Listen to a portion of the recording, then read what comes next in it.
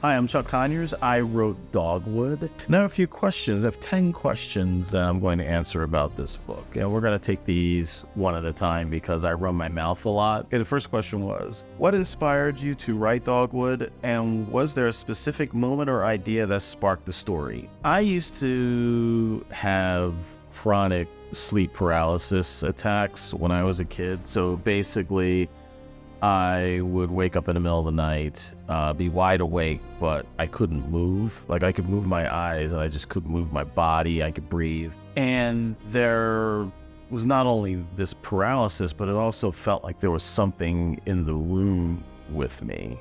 And this happened almost nightly. It scared the hell out of me. And as I got older, it happened less and less. It happened again last year, and it hadn't happened in God knows how long. So I made a little animated short talking about how it made me feel and kind of giving a visual representation to what I was thinking was, or what it felt like. So when I posted that video, someone had commented that it reminded them of a haint, and I never heard that term before. Like, what is a haint?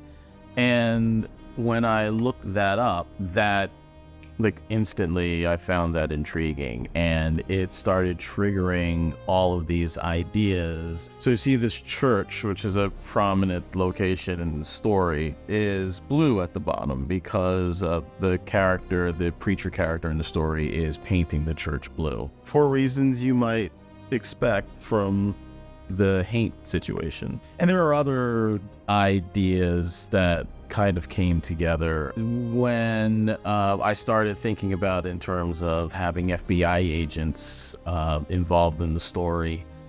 That started feeling like Mississippi Burning, and also not even just the dynamics of the characters and that the movie in and of itself, for me, is also the historical aspects of that story. Those two agents go into this town in Mississippi because they are looking for 3 civil rights workers that went missing. That's not the story involved in Haint. There are some murders that occur, but they have nothing to do with the civil rights movement or anything like that. And that's where I've drawn other inspirations from, because there are many things in our history, in American history, that don't get discussed a lot, or don't get discussed at all, and in a lot of cases are buried. Writing a story like this affords me the opportunity as a storyteller and also someone who is interested in history to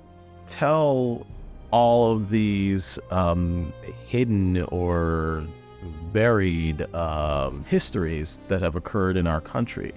And it also gives a certain amount of perspective to why things are the way they are today. By the time you get to the end of this book, especially the dedication itself, the dedication and the author's note, you'll have a starting point or a vaulting point to start exploring a lot of these events in history and hopefully getting something out of it. So yeah, there's history in this, but I do it in a very entertaining way. It's something that I'm hoping that people will read as entertainment, but then by the end of it, they'll realize that they learned something. And then by that point, it's too late. You already know it.